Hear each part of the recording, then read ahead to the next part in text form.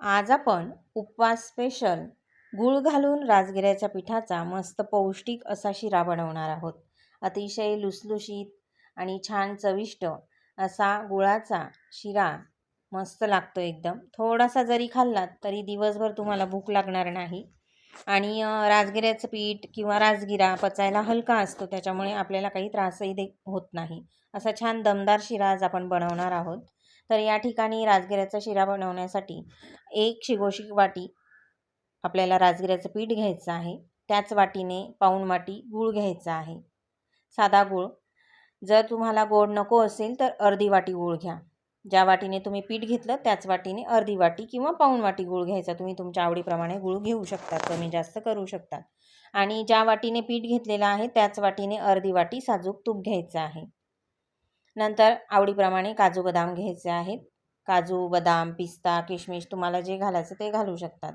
काही काजू बदाम मी कट करून घेतलेले आहेत आणि काही अखंड ठेवलेले आहेत. आता या ठिकाणी एकदम छोटा चमचा भर मी कढईमध्ये तूप घातलं, त्याला थोडंसं गरम करून घेतल्यानंतर कट करून घेतलेले काजू बदाम आणि अखंड काजू बदाम आपल्याला छान तुपामध्ये थोडेसे परतवून घ्यायचे आहेत, फक्त 1 सेकंदभर. अख्खे काजू बदाम जे आहेत ते मला सजावटीसाठी लागणार आहेत, म्हणून मी ते अखंड ठेवलेले आहेत. आता काजू बदाम 1 सेकंद तुपामध्ये परतवून घेतल्यानंतर काढून घेऊया. आणि आता आपल्याला पीठ भाजून घ्यायचं आहे. तर आता अर्धी वाटी जे आपण तूप घेतलेलं आहे शिरा बनवण्यासाठी ते कढईमध्ये घालून घेऊ. आणि तूप थोडंसं गरम झालं की राजगिऱ्याचं पीठ घालून पीठ छान आपल्याला खमंग असं भाजून घ्यायचं आहे. जसं जसं पीठ तुपामध्ये भाजतं तसं तसं राजगिरा जो आहे ना, पीठ जे आहे ते फुलत जातं. मस्त गोल्डन बदामी कलर येईपर्यंत पीठ आपल्याला तुपामध्ये भाजून घ्यायचं आहे. तर या ठिकाणी मी थोडासा गॅस कमी करते, थोडासा म्हणजे मंद करायचा गॅस.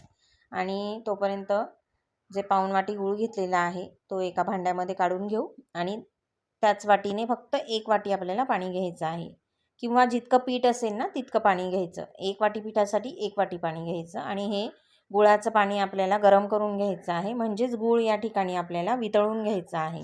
आता गूळ एका साईडला वितळेल तोपर्यंत आपलं पीठ देखील इकडे भाजलं जाईल. आता पीठ छान आपण तुपामध्ये भाजून घेऊया. थोडा छान गोल्डन बदामी कलर येईपर्यंत पीठ भाजायचं आहे.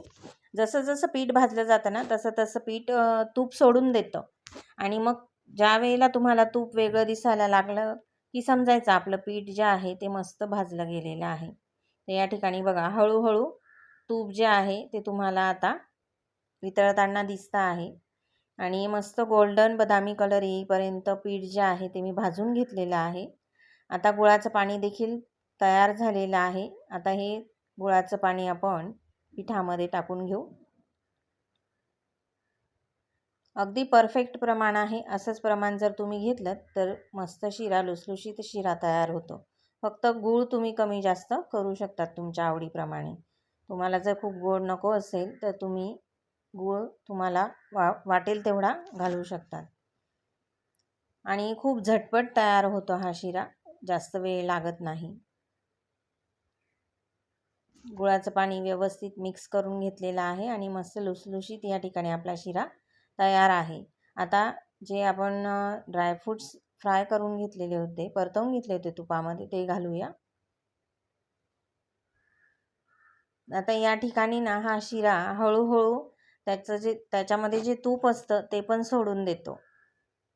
आणि मग एक्स्ट्राचं तूप तुम्ही नंतर काढून घेतलं तरी देखील चालेल. मग तुम्ही नंतर ती चपातीला वगैरे लावून घेऊ शकतात.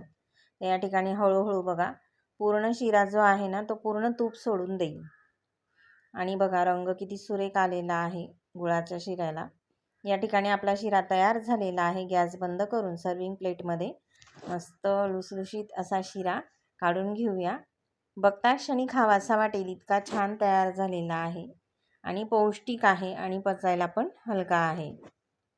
आता जे अखंड काजू बदाम मी फ्राय करून घेतले होते ना ते आता आपण थोडेसे सजावट म्हणून या ठिकाणी लावून घेऊ. रेसिपी आवडली असेल तर जास्तीत जास्त जणांपर्यंत शेअर करा. पुन्हा भेटूया अशाच एका छानशा आणि नवीन रेसिपीमध्ये. वेळात वेळ काढून माझी रेसिपी बघितली त्याबद्दल तुम्हा सर्वांचे धन्यवाद. येणाऱ्या महाशिवरात्रीला अशा प्रकारचा राजगिऱ्याच्या पिठाचा शिरा नक्की बनवून बघा. तुम्हाला देखील खूप आवडेल. अतिशय छान, चविष्ट आणि मस्त असा लुसलुशीत झालेला आहे. धन्यवाद.